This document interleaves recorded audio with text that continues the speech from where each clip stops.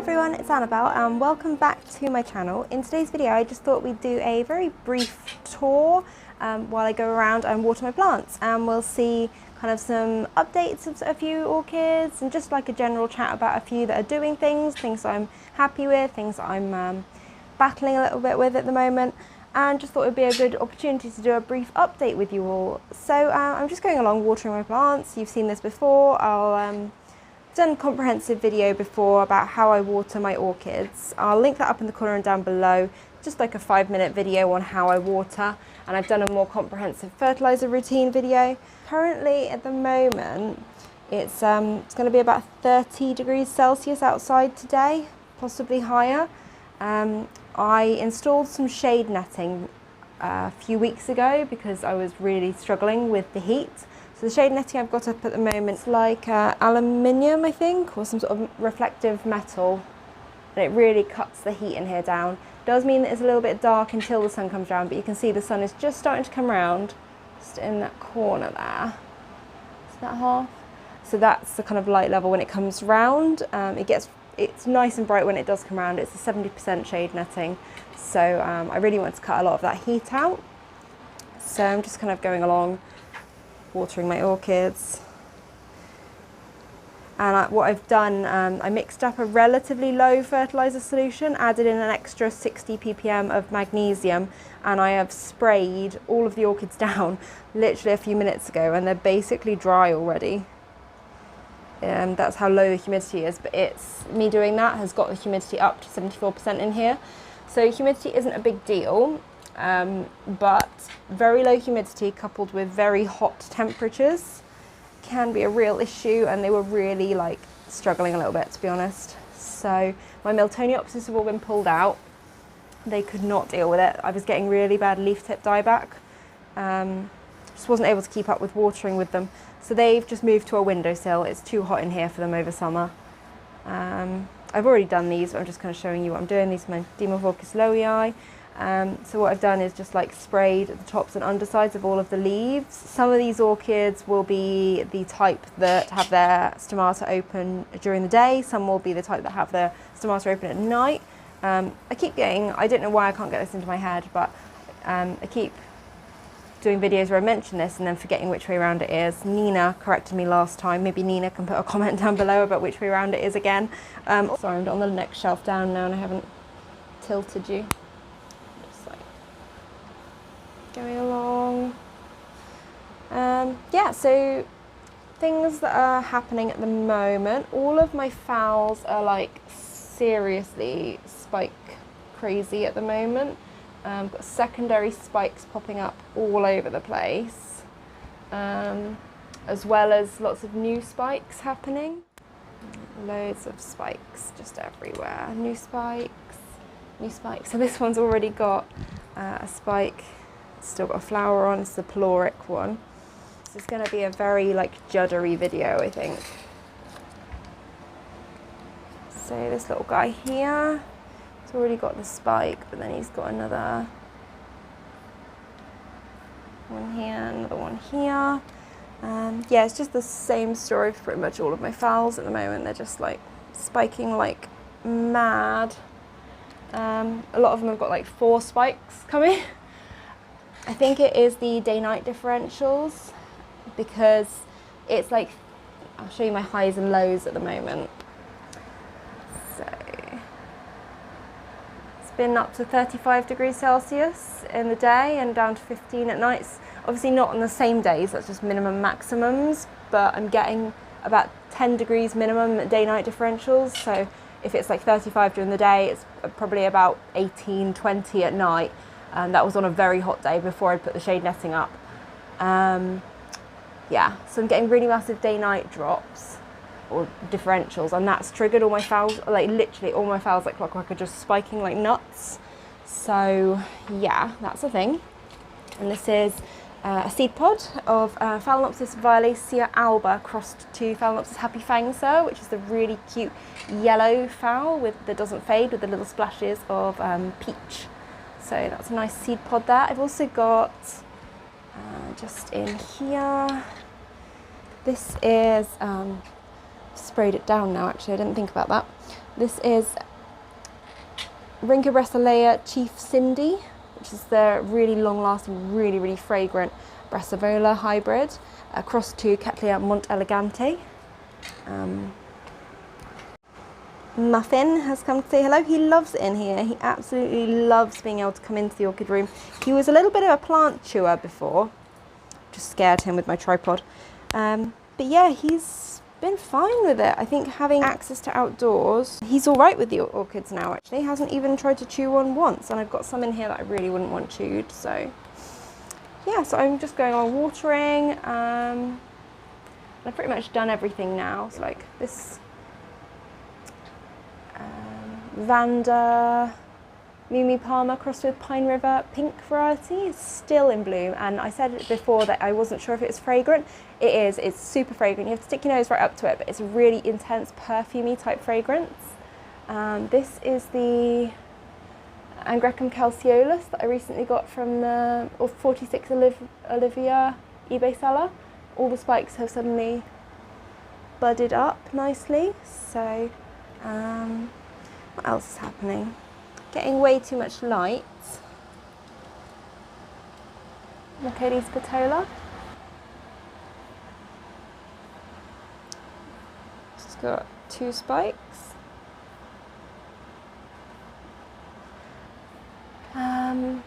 My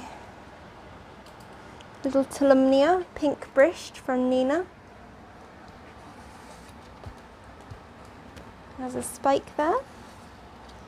And this is my super huge Arides Lawrenciae that I got from Schwerter last summer. Really doing very well. Hasn't spiked for me yet. I'm kind of hoping with the new light situation it will, but it's got loads and loads of new roots starting. So I need to get it, like, I kind of was thinking maybe get it a moss pole and let it attach to that. I saw recently that a couple of people have done Cattleya Dowiana updates. So I've got one small Dowiana at the back here. That is one of my little Dowianas that I got from Schwerter. And then I've got a bigger Dowiana that I've just repotted, which is the Rescue Dowiana from Falconer. Do not recommend that eBay seller, but it's actually got a really good new growth there. My Holcoglossum flavescens crossed with Rinca Stylus gigantea, Holca Stylus MS Sunlight, has a little spike in there. And something I'm really excited about at the moment, let me show you very well. I don't really have time to do like other update videos, so this is kind of this or nothing at the moment, I'm afraid. Sorry, I'll try and do a larger update when I've got time. So this one is an Angrecum. It's a Magdalene crossed with Longiscott, I think, and I can't remember what the hybrid is called, and I don't think I will ever know because the when I repotted it, it has like eaten the tag. I think it's Magdalene crossed with Longiscott. I'll put the name up on screen if I find it. I've had it for ages. It's never spiked for me, but I think those day-night differentials have done something because we have a spike. Super exciting. And this is my ridiculously huge Encyclia cordigera. It still has not bloomed for me. Hoping with the new place and the day-night differentials maybe it will, because it's a spring bloomer, and I've always wondered whether I just didn't give it enough of a temperature drop over winter to initiate its like spring blooming. What else have we got? This is Phalaenopsis gigantea big boy crossed with super stupid Carmella F1. Really gorgeous flowers. I got this from Classen last year. It's just beautiful. No fragrance, unfortunately. Had to repot it recently, so it's now in the biggest pot that I can physically get. It is a monster. I hope it gets even bigger. I love big phals, but like I literally drenched this orchid. It's pretty much already dry. That's how hot it is at the moment. So I'm really happy with the Happy Fangsa because even though it's carrying this seed pod, it's just like roots, new leaves, new spikes. What else can I show you? I think we've seen this in a What's in Bloom before, but this is my potentially Onsidesis sweet sugar. Oh, this is what I believe Onsidopsis francine. It's a climber though. I got this as a rescue and it just climbs, so I'm kind of thinking of mounting it because it's ridiculous, the pseudobulb kind of climbing habit.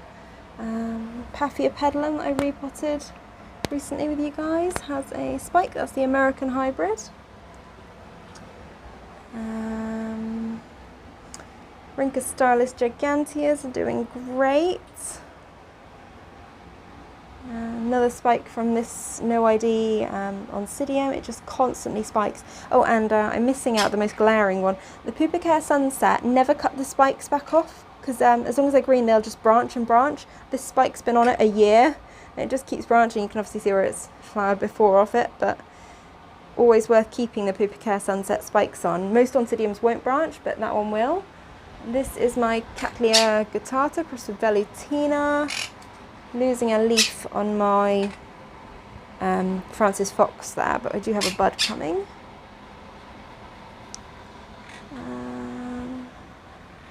Don't think we've got anything else going on here. This is the Epi Cattleya Renee Marquez crossed with Cattleya Schilleriana that I recently repotted with you guys. Doing well.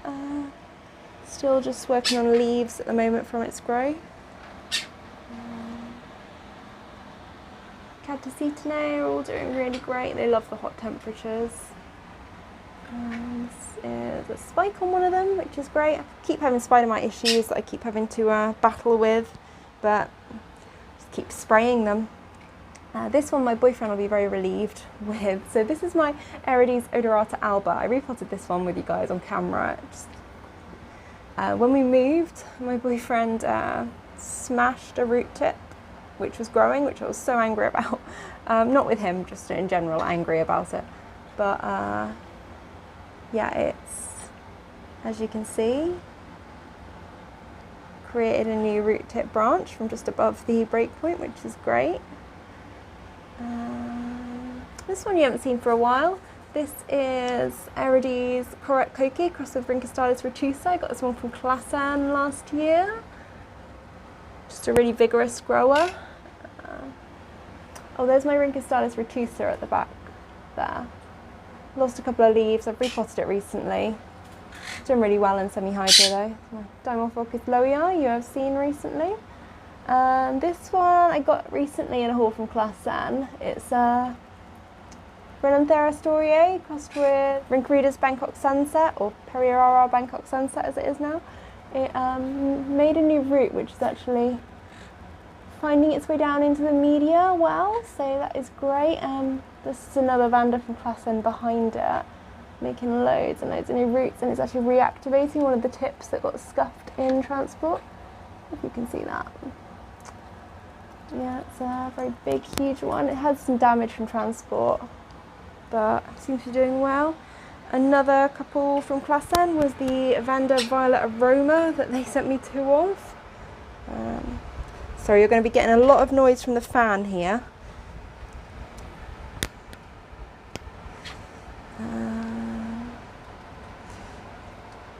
My little Arides quinquenerva, I can never say that.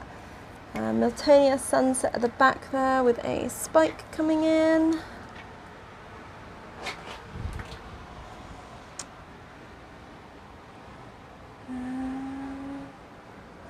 Oh, I forgot to show you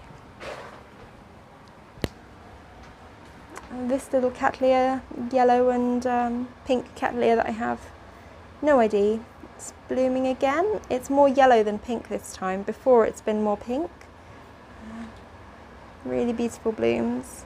It's got a lot of buds coming in there. It's going to be a very squished display.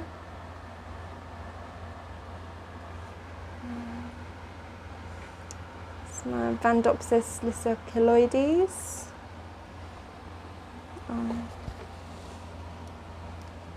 Dendrobium hibiki. And let me see if I can actually get to the flower and rotate it around a little bit to show you guys, because it is gorgeous. This one is Phalaenopsis Jung's Red Sun, and it's just the most waxy, beautiful flower you will ever see. Just going to rotate that round so I can enjoy it a little bit more. It's difficult. It's got a spider living in it, which I'm kind of encouraging, so it's just so beautiful.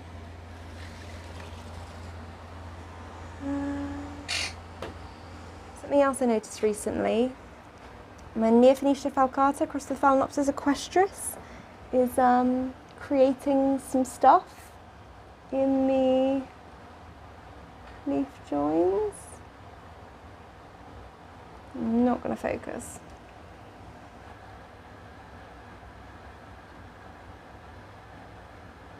I think it might be the start of a spike, and it's got one on this side that I think is a new growth. I will at some point when I've got time, like actually just pull these all down and do an update, but this way is quicker for now. This is my Rincostylus celestis that I got from Olivia 46. It's adapting really well. Loads of new roots and new root tips. And I saw a growing root in the pot as well. Let's put this down while I show you.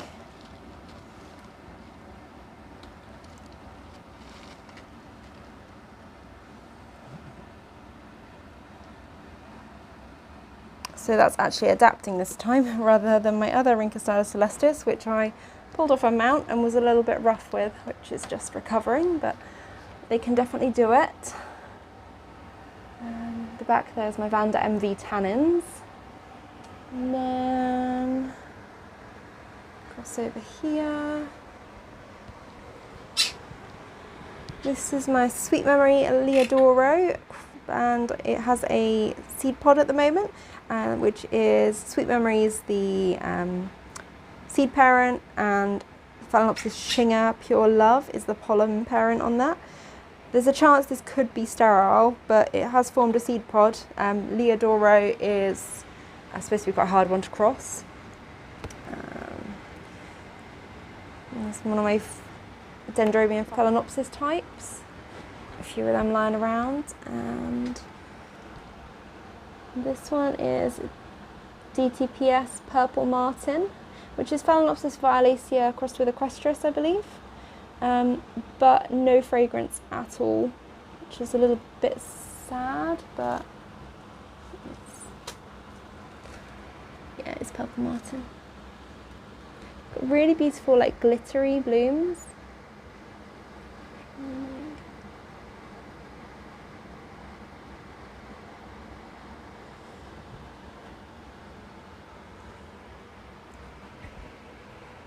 And then my Phalaenopsis Samira, and behind it Phalaenopsis violacea Cerealia Kroll-Smith, and then behind it again Phalaenopsis Bellina Red Apple, kind of a little bit squished in there. More phals spiking, more phals down here as well. A little bit too little light, but loads I can do about that. And then Angrecum leonis is spiking yet again, such a little trooper. And then step over the sleeping cat. My Colocattleya Chantilly Lace Twinkle has another spike there, and then also I think it's maybe starting one in the new growth there. It's one of the seedlings I got from eBay seller, Neophonetia falcata crossed with Rincostylus celestis. That one's doing well. So is the Neophonetia crossed with, it's a Papilanthe vandarum cross. I think it's also called Papia, I don't know what the name is, but Pink Fairy. That one's doing really well, getting quite big now. And then this one is a Ranantanda Hycographia. So pretty. Just doing super well. It has such like a nice bloom profile as well. They're just so flat. And this one, I got this from Luck Orchidine, and this is Dendrobium Parisi. and it was just a load of keikis, and it's just really well, rooted really well. I'm really happy with that. And then this one is just going nuts. It had a few broken roots when it arrived, and one broken root there has turned into like 5 new root tips, if you can see. And this is Aeranthus grandiflora, which is, I think, supposed to smell like cookie dough, maybe. One of the Aeranthuses. Don't know. But you love angraecoids. Super branchy. Sorry, you're going to get some noise from the birds. They're waking up a little bit. And this one is the Ceratostylis rubra or retiquisma. I think they're synonyms. Just such a little trooper, and it's also a new growth point at the top there, and budding as well. It's got such a weird growth habit. Love it though, it's one of my favourites. More phals, more spikes.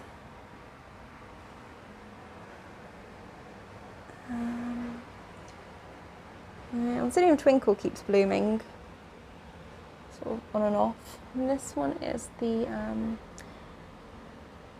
Phalaenopsis violacea crossed with Rhynchostylis gigantea. If you can see in there. I think that's a keiki starting, which is great.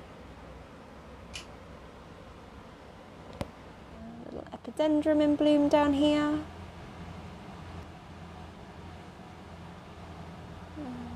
Some odd bits.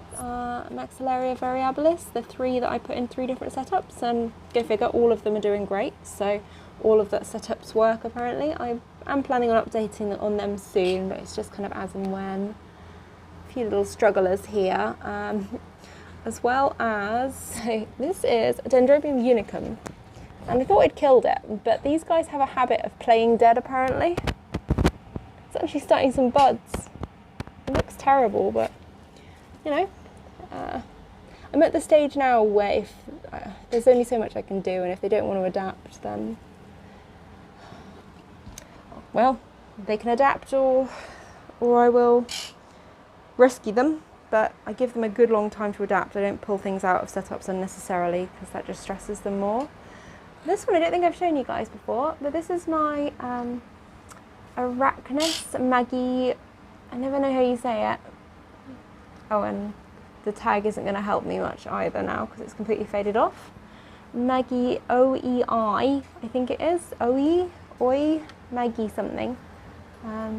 It's a really gorgeous variegated Arachnus. It does superbly in semi-hydro. This is my Dendrobium secundum crossed with Smillier that I got from Schwerter ages ago. It's just an absolute monster now. I think it needs a drier period in winter to bloom, and it hasn't bloomed for me yet, so I'm going to try giving it a proper dry rest this winter and seeing if I can get it to bloom. This is some keikis that Nina sent me of Dendrobium anosmum right at the back here. Some random Ketasetinae that are finished early and I'm not sure what they're doing. I think that's kind of a full update. Oh, this is, I don't know if I showed you, but Schilleriana, Phalaenopsis schilleriana, just gorgeous. So yeah, in general, like you can notice a few bits of like leaf tip dieback, as I'm kind of showing you round. I think a few signs of stress, but in general, everything's doing really well. The warmer growers, at least, are all doing great.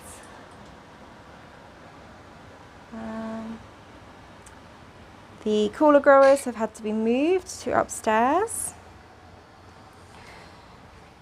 And this is a little close up before we go of my giant Arides, Lawrenceae. It's just a rambler as well, it's just a bit awkward. It's got a little bit of cold damage where I put it outside before I moved. This isn't sunburn, this is actually cold damage, believe it or not. It happened earlier in the spring, like before I was moving. We had a few cold, rainy days, and I'd already put this one outside to try and like just get things out of the house when we were moving, because it's huge and it needed to come over. And yeah, it got cold overnight after it had rained a lot, and then that happened. This stuff is just anthocyanins coming up, but this is all the cold damage. And so is this. You know, it looks like burns, but I promise you it isn't. It is cold damage. Like, this guy's had full sun and this is all that happened. Slight anthocyanins coming up on the undersides of the leaves, but like nothing significant. And it's just, yeah. You can see I'm kind of dunking a few of the aerial roots as well, giving it a little bit of a drink. So I think that kind of concludes our very quick bloom tour.